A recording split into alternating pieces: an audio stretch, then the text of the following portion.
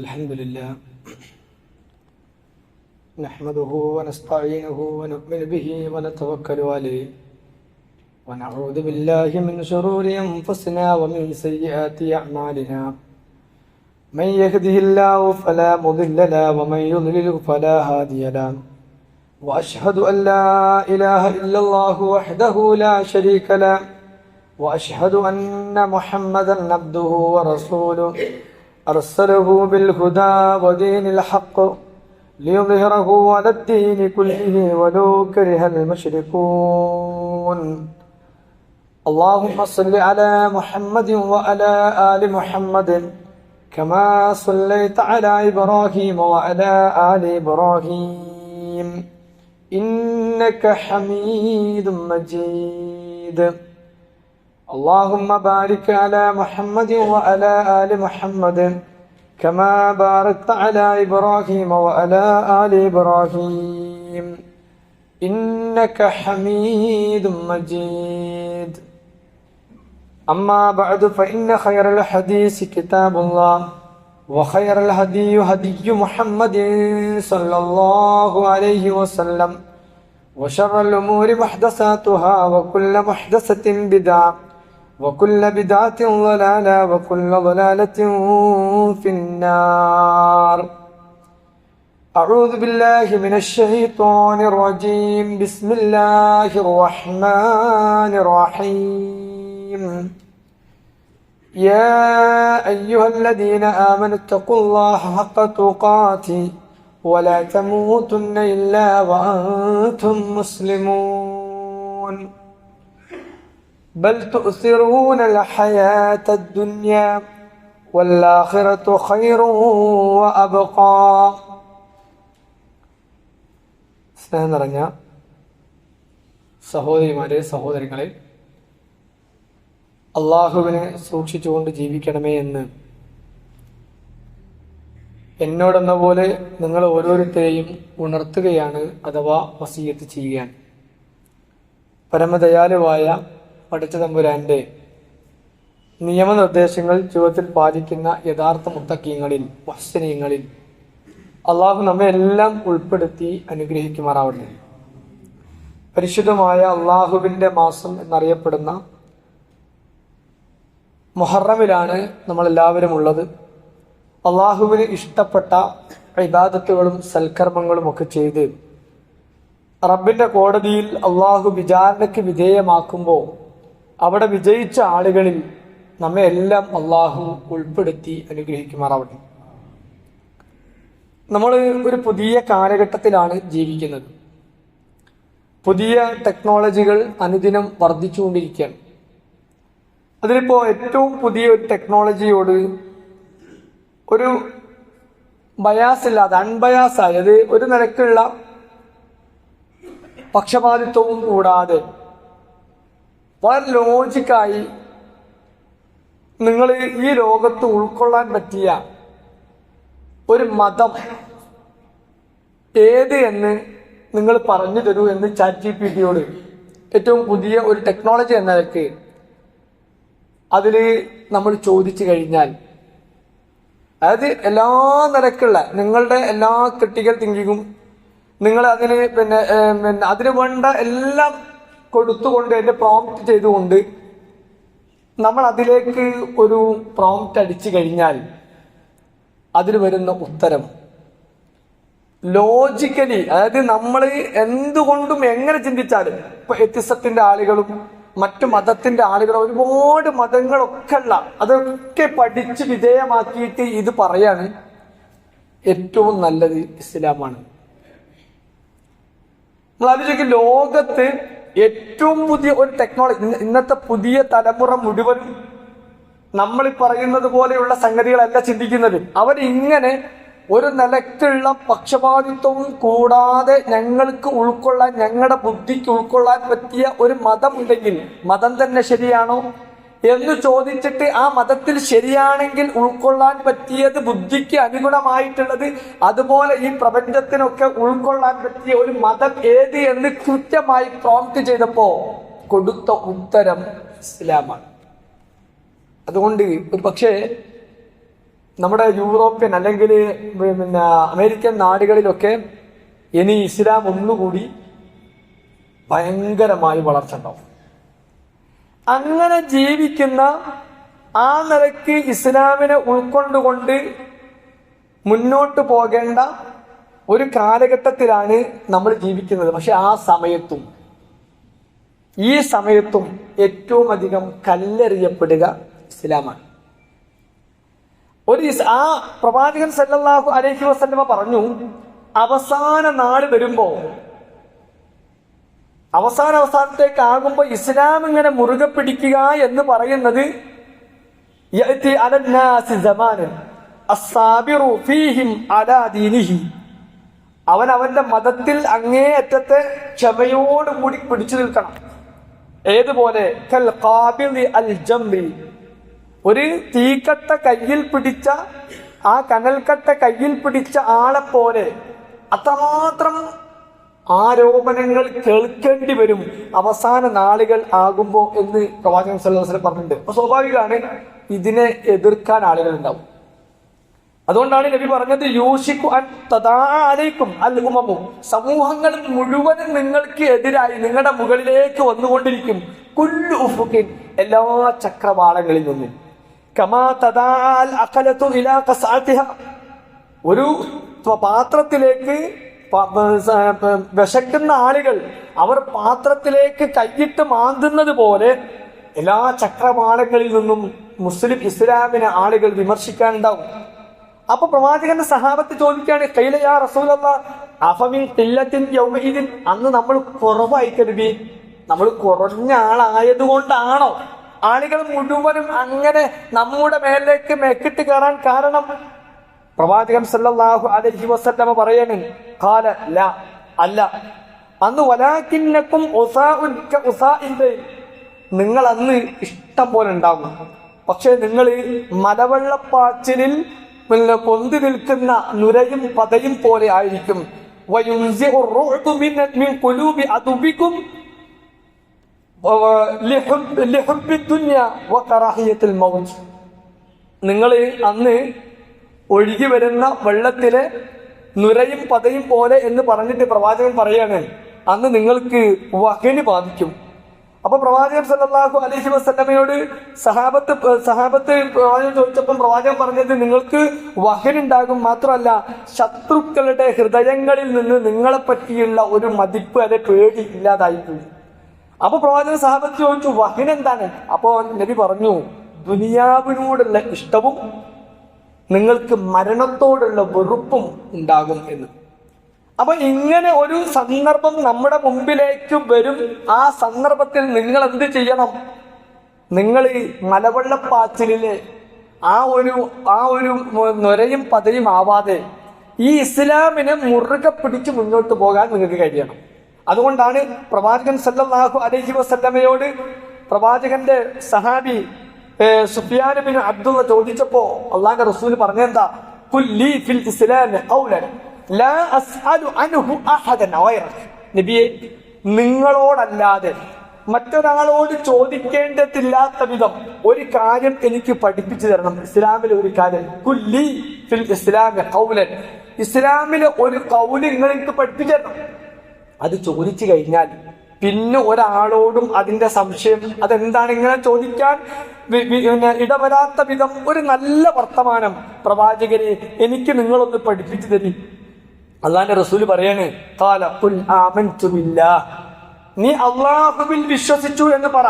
സുമ്മസ്തഖിം, എന്നിട്ട് നേരെ ചൊവ്വേ അത് മുറുകെ പിടിച്ച് നീ മുന്നോട്ട് പോകണം എന്ന് പ്രവാചകൻ സല്ലല്ലാഹു അലൈഹി വസല്ലമ. അപ്പം നാം മനസ്സിലാക്കേണ്ടത് നമ്മൾ ഏറ്റവും നല്ല ഒരു പാതയിലാണ്. ആ പാതയിൽ മുറുകെ പിടിച്ചുകൊണ്ട് നമുക്ക് മുന്നോട്ട് പോകാൻ നമുക്ക് കഴിയണം. നമ്മളെ വഴിതെറ്റിക്കാൻ പലരും പരിശ്രമിച്ചുകൊണ്ടിരിക്കും. കാരണം നമ്മൾ ലക്ഷ്യബോധമുള്ള ആളുകളാണ്. പ്രിയപ്പെട്ട സഹോദരിമാരെ, സഹോദരങ്ങളെ, ദുനിയാവിൽ ഇത്രയേറെ ഭാഗ്യം ലഭിച്ച മനുഷ്യർ വേറെ ആരാള്? നമ്മൾ ലക്ഷ്യബോധമുള്ള, ഈ വഴി തെറ്റാതെ ഈ ദീനുൽ ഇസ്ലാം മുറുകെ പിടിച്ച് മുന്നോട്ട് പോകുന്ന ആളുകൾ എന്ന നിലയ്ക്ക് നമുക്ക് ഒരു ബേജാറില്ല. ലക്ഷ്യബോധമുണ്ട്. നമ്മുടെ ലക്ഷ്യം പരലോകമാണ്. ആ പരലോകം മറന്നുകൊണ്ടുള്ള ഒന്നും നമ്മളിൽ ഉണ്ടാവില്ല. നമ്മുടെ കച്ചവടം ഇസ്ലാമായിരിക്കണം, നമ്മുടെ ആസ്വാദനങ്ങൾ ഇസ്ലാമായിരിക്കണം, നമ്മുടെ വിവാഹം ഇസ്ലാമായിരിക്കണം, നമ്മുടെ ഏതേത് പ്രവർത്തനങ്ങളുണ്ടോ പ്രിയപ്പെട്ട സഹോദരങ്ങളെ സഹോദരിമാരെ അത് ഇസ്ലാമാകണം. എന്തുകൊണ്ടാ? ലക്ഷ്യമുള്ള ആളുകളാണ്. നാളത്തെ ജീവിതത്തിൽ എന്റെ ഈ ആസ്വാദനത്തിന്, എന്റെ ഈ കച്ചവടത്തിന്, എന്റെ ഈ ഇടപാടിന്, എന്റെ ഈ സംസാരത്തിന് ഞാൻ സാക്ഷ്യം പറയണം, ഞാൻ ഉത്തരം പറയണം. എനിക്ക് ഇന്നാലിന്ന സ്ഥലത്തെത്താനുണ്ട്. മരണം കഴിഞ്ഞ്, ഖബർ ജീവിതം കഴിഞ്ഞ്, ബർസഖയായ ജീവിതം കഴിഞ്ഞ് പരലോകത്ത് തന്നെ വിചാരണ ചെയ്യും. ഈ ബോധത്തിൽ ജീവിക്കുന്ന ആളുകളാണ് നമ്മൾ. അതുകൊണ്ട് പ്രിയപ്പെട്ട സഹോദരങ്ങളെ, നമുക്ക് എല്ലാത്തിലും ഈ ദീനുൽ ഇസ്ലാം ഉണ്ടാകണം. അതുകൊണ്ടാ നമ്മളെ പറ്റി അള്ളാഹുവിന്റെ റസൂൽ സല്ലല്ലാഹു അലൈഹി വസല്ലമ പറഞ്ഞത്, നിങ്ങൾ ബുദ്ധിമാന്മാരാണ്, നിങ്ങൾ ബുദ്ധിമാന്മാരാണ്. ലോകത്ത് പല ബുദ്ധിജീവികളെയും നിങ്ങൾ കാണും, പക്ഷെ ബുദ്ധിയുണ്ട് എന്നല്ലാതെ യഥാർത്ഥ ബുദ്ധി അവർക്കില്ല. യഥാർത്ഥ ബുദ്ധിയുള്ള ആളാണ് ഇന്നൽ കയ്യിസ ലിമൻ ദാന നഫ്സഹു വഅമില ലിമാ ബഅദൽ മൗത്ത്. ഓക്കേ, മാഷാ അല്ലാഹ്, മാഷാ അല്ലാഹ്. നോക്കി, ബുദ്ധിമാൻ എന്ന് പറഞ്ഞാൽ തന്റെ നഫ്സിനെ കൺട്രോൾ ചെയ്യാൻ കഴിവുള്ള ആൾ. എന്റെ ഇച്ഛകൾക്കനുസരിച്ച് ഇങ്ങനെ തുള്ളല്ല. അള്ളാഹുവിന്റെ ഇഷ്ടങ്ങൾക്ക്, എന്റെ ഇച്ഛകൾക്ക് മുകളിൽ പടച്ച തമ്പുരാന്റെ ഇച്ഛകളാണ് എനിക്ക് വലുത്. അതാണ് എനിക്ക് വലുത്. റബ്ബിന്റെ ഇഷ്ടമാണ് എനിക്ക് വലുത്. എന്റേത് പിടിച്ചു വെക്കാൻ, അത് സപ്രസ് എനിക്ക് അത് പിടിച്ചു നിർത്താൻ എനിക്ക് കഴിയും. അങ്ങനെയുള്ള മനുഷ്യൻ വഅമില ലിമാ ബഅദൽ മൗത്ത്, എന്നിട്ട് അവൻ പ്രവർത്തിക്കുന്നതോ അവന്റെ മരണശേഷം അതിന് എന്ത് കിട്ടും എന്നാലോചിച്ചുള്ള പ്രവർത്തനം പ്രവർത്തിക്കുന്ന ആൾ. ആരാണ് ബുദ്ധിമാൻ എന്നതിന് പ്രവാചകൻ സല്ലല്ലാഹു അലൈഹി വസല്ലമ കൊടുത്ത മറുപടിയാണ്, തന്റെ നഫ്സിനെ പിടിച്ചു നിർത്തിയിട്ട് പരലോകത്തിന് വേണ്ടി പ്രവർത്തിക്കുന്ന മനുഷ്യനാണ് ബുദ്ധിമാൻ. വൽ ആജിസ്, ആരാണ് ദുർബലൻ എന്ന് ചോദിച്ചപ്പോ അള്ളാന്റെ റസൂല് പറഞ്ഞു, മൻ അത്ബഅ നഫ്സഹു ഹവാഹു, അവന്റെ ഇച്ഛകൾക്കനുസരിച്ച്, ആ ഇച്ഛ എന്താണോ പറയുന്നത് അതിനനുസരിച്ച് പിൻപറ്റുന്ന ആളാണ്. വതമന്ന അലല്ലാഹ്, അല്ലാഹുവിൽ വ്യാമോഹം വെച്ച് പുലർത്തുന്ന ആളാണ്.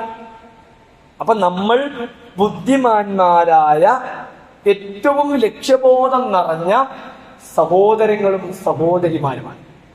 അതുകൊണ്ട് പ്രിയപ്പെട്ട സഹോദരങ്ങളെ, ഈ ദീന് നമ്മുടെ ജീവിതത്തിന്റെ എല്ലാ രംഗങ്ങളിലും നമുക്കുണ്ടാവണം.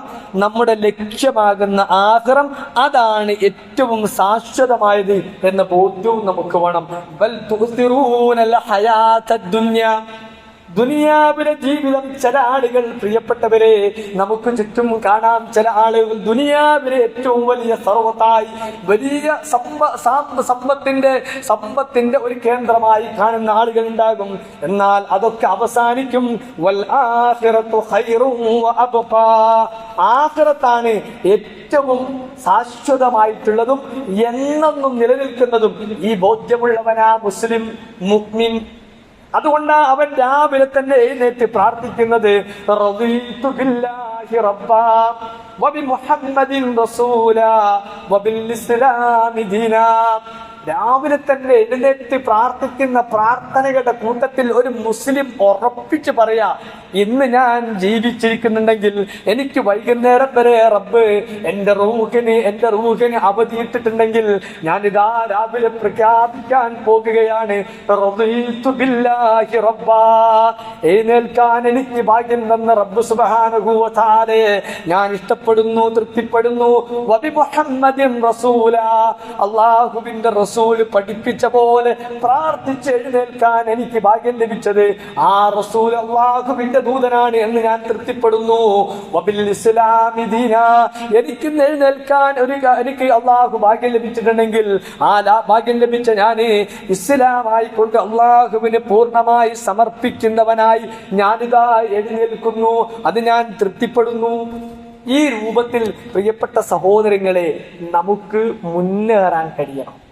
അങ്ങനെ വരുമ്പോ നമ്മള് ഇസ്ലാമിന്റെ ചില കാര്യങ്ങളെ ആ ഇസ്ലാമിന്റെ കാര്യങ്ങൾ നമ്മുടെ ജീവിതത്തിൽ നിന്ന് അകറ്റപ്പെടുന്ന എന്തെങ്കിലും ഒന്ന് ആളുകൾ പറയുമ്പോൾ സ്വാഭാവികമായും നമ്മൾ എന്ത് ചെയ്യും?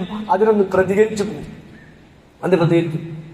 അപ്പം അപ്പൊ പ്രതികരണം എന്ന് പറയുന്നത് ഏതെങ്കിലും ആളോടുള്ള വെറുപ്പോ അല്ലെങ്കിൽ ആരോടെങ്കിലുമുള്ള വിധേയത്വമോ ആയിരിക്കാൻ പാടില്ല. നമ്മുടെ പ്രതികരണത്തിന്റെ മാനദണ്ഡം എന്താ? നമ്മുടെ പ്രതികരണത്തിന്റെ മാനദണ്ഡം ധാർമ്മിക മൂല്യങ്ങളെ ഇല്ലാതാക്കി കളയുന്ന എന്റെ വ്യക്തി, കുടുംബങ്ങളിൽ എന്റെ സാമൂഹികമായ എന്റെ ദീനുൽ ഇസ്ലാമിന്റെ ധാർമ്മികതയ്ക്ക് കോട്ടം തട്ടുന്ന ഒരു ഭാഗമാണ് ഇന്ന വിഷയമെങ്കിൽ ഇല്ല, അതെനിക്ക് ചെയ്യാൻ കഴിയില്ല എന്ന് പറയുന്നത് സ്വാഭാവികമായും അയാൾ ദീന് പിടിക്കുന്ന ഒരാളായതുകൊണ്ടാണ്. അതുണ്ടാവും. അത് ആ നിലക്ക് തന്നെ ഉൾക്കൊള്ളാൻ പ്രിയപ്പെട്ട സഹോദരങ്ങളെ നമുക്ക് കഴിയണം. അപ്പൊ ലഹരിയുമായി ബന്ധപ്പെട്ടുകൊണ്ട് നമ്മുടെ മക്കൾ അധികവും നമുക്കറിയാം ഒരുപാട് ലഹരിയുടെ വിപത്തിലേക്ക് പോയിക്കൊണ്ടിരിക്കുകയാണ്. നമുക്കറിയാം നമ്മുടെ ഭരണകൂടവും സംവിധാനങ്ങളും അതിനെതിരെ ശക്തമായ പ്രവർത്തനങ്ങളുമായി മുന്നോട്ട് പോകുന്നുണ്ട്. എന്നിരുന്നാലും അതിന്റെ ലോബിയിൽ പെട്ടുകൊണ്ട് നമ്മുടെ മക്കളെ പിടിച്ചുകൊണ്ടു പോവുകയാണ്. വലിയ ഒരു സമൂഹത്തെ അതിലേക്ക് കൊണ്ടുപോകുന്ന ആ ഒരു വിപത്തിൽ നിന്ന് രക്ഷപ്പെടുത്താൻ വേണ്ടി എല്ലാ പ്രവർത്തനങ്ങളും നമ്മളെല്ലാവരും നടത്തിക്കൊണ്ടിരിക്കുന്നത്. പക്ഷെ അതിന് പരിഹാരമായി ഏതെങ്കിലും തൊലിപ്പുറത്തുള്ള ചികിത്സകളെ കൊണ്ട് കഴിയുമോ എന്ന് ചോദിച്ചാൽ പലപ്പോഴും കഴിയില്ല. കാരണം ലഹരിയിൽ നിന്ന് എങ്ങനെ ഒരു മനുഷ്യനെ മുക്തി നേടാം എന്ന് ലോകത്തെ പഠിപ്പിച്ച ഒരു മതമാണ് ഇസ്ലാം. അത് കൃത്യമായി പറഞ്ഞുകൊടുത്തുണ്ട്. ഏതെങ്കിലും ഡാൻസ് കളിപ്പിച്ചതുകൊണ്ട് ഒരുപക്ഷെ നമ്മുടെ ലഹരിയിൽ നിന്ന് മക്കൾ മാറി നിൽക്കണം എന്നില്ല. ഡാൻസിനേക്കാൾ അപ്പുറത്ത് ഈ ഡാൻസ് തന്നെ കളിക്കുന്ന അത് പ്രചാരത്തിൽ കൊണ്ടുവന്ന നാടുകളിൽ പോലും പലപ്പോഴും ഈ ഡാൻസിന് പോലും ഉത്തേജകമാകാൻ വേണ്ടി ലഹരി ഉപയോഗിച്ചുകൊണ്ടാണ് പിന്നെ ആ ഡാൻസ് അവതരിപ്പിക്കുന്നത്. അപ്പം അതുകൊണ്ട് ഇത് പരിഹാരമല്ല, മറിച്ച് അത് നമ്മളെ കൊണ്ടുപോകുക ഇബ്ലീസ് അത്തരം ആൺ പെൺ ഇടകലർന്നുള്ള പ്രവർത്തനങ്ങളിലൂടെ പലപ്പോഴും എത്തിക്കുക ഇബ്ലീസ് അനാവശ്യമായ ചിന്തകളിലേക്കും ഏറ്റവും വൃത്തികെട്ട വഴികളിലേക്കും ഒക്കെ നമ്മുടെ മനസ്സിനെ കൊണ്ടുപോകും. മനസ്സങ്ങനെ.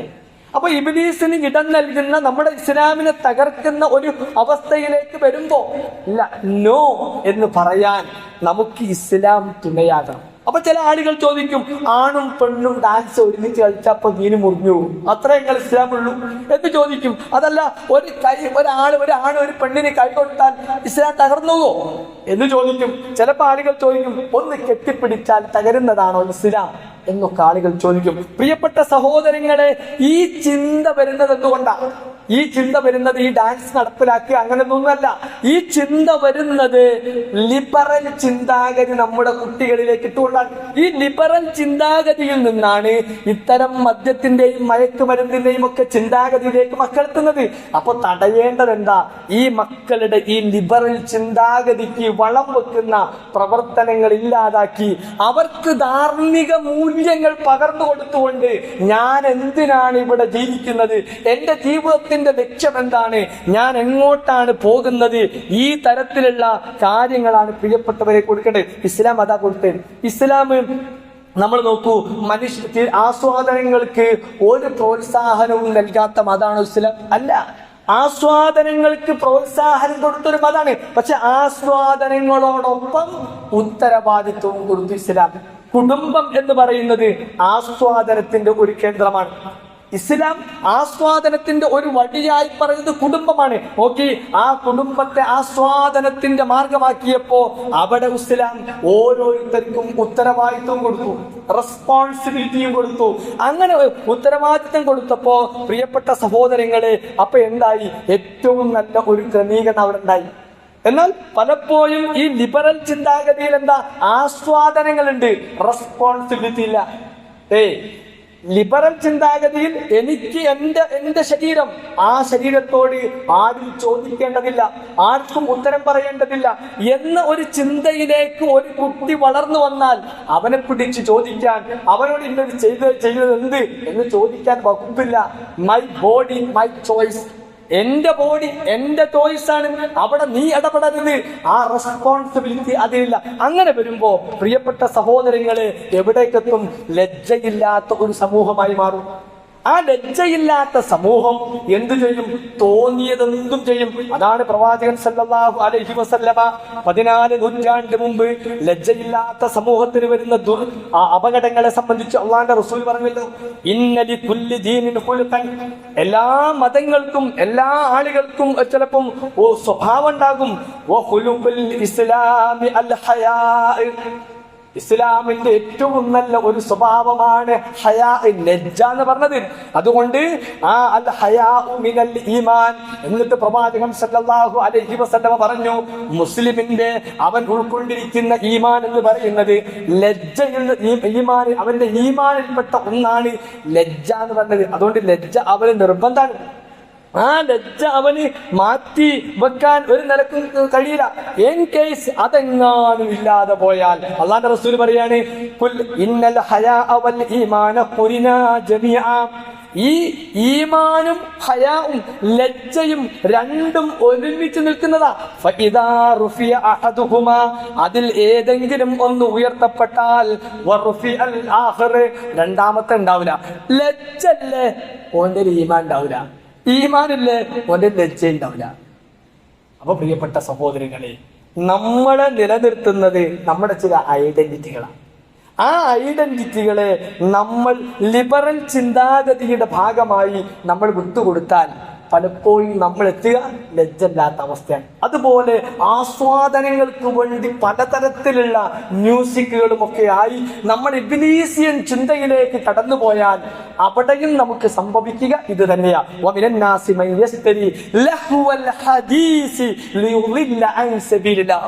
അല്ലാഹു സുബ്ഹാനഹു വ തആല പറഞ്ഞാണ്, ജനങ്ങളുടെ കൂട്ടത്തിൽ ചില ആളുകൾ മൻ യസ്തരി, പണം കൊടുത്തു വാങ്ങാണ് ലഹുവൽ ഹദീസ്. ഈ ലഹുവൽ ഹദീസിന് മുഫസ്സിരിങ്ങളൊക്കെ വിളിച്ചെന്താ? ഈ സംഗീതോപകരണങ്ങളെ കൊണ്ടുണ്ടാകുന്ന വല്ലാത്ത ഒരു ജ്വരമുണ്ട്. ആ ജ്വരം അതിലേക്ക് എത്തിക്കഴിഞ്ഞാൽ വ്യർത്ഥമായ വിനോദങ്ങളെ പണം കൊടുത്തു വാങ്ങി. എന്തിന്? ലിയുദില്ല അൻ സബീലില്ലാഹ്. അത്തരം രംഗങ്ങളിൽ നമ്മൾ അള്ളാഹുവിനെ കുറിച്ചുള്ള ചിന്തന്ന് വഴിമാറും.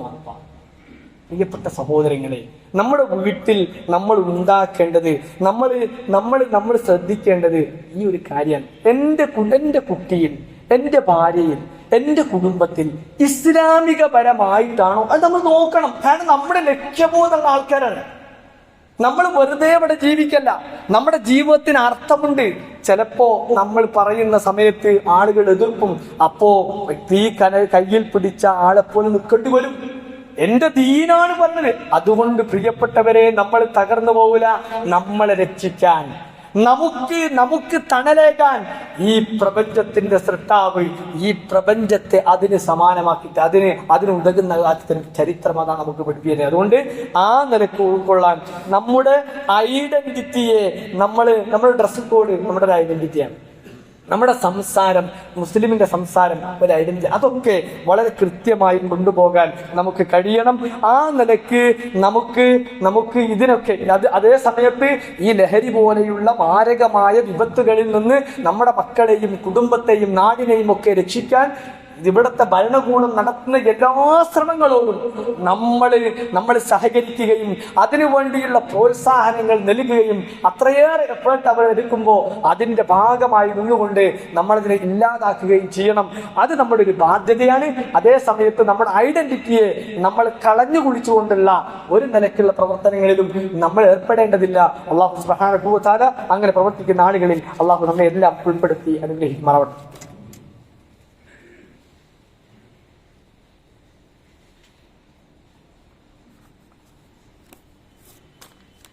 അൽഹംദുലില്ലാ വസ്സലാത്തു വസ്സലാമു അലാ അഷ്റഫിൽ മുർസലീൻ വഅലാ ആലിഹി വസഹ്ബിഹി അജ്മഈൻ. അമ്മാ ബഅദ്. ഉസീകും സാനിയം ബിതഖ്വല്ലാഹ്.